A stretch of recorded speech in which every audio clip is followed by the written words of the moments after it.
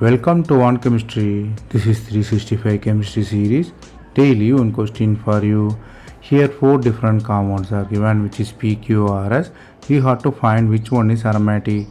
P is cycloheptatriene, Q is cycloheptatrienone, and R is cycloheptatriene with anion. S is cyclopentadiene anion. So you have to know the Huckel rule and find the aromaticity. Here the answer lies in the Huckel rule. We have to know how many pi electrons are there and is it planar or not and conjugation there or not.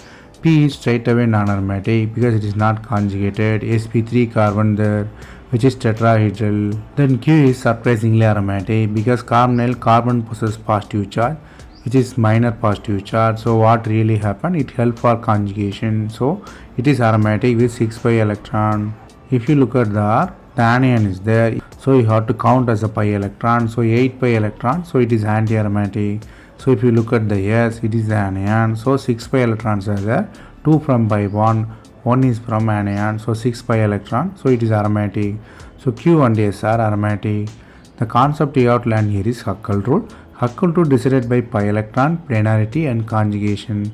Second thing is negative charge should count as pi electron, you should count 2, and carbonyl act like positive charge, contribute the delocalization.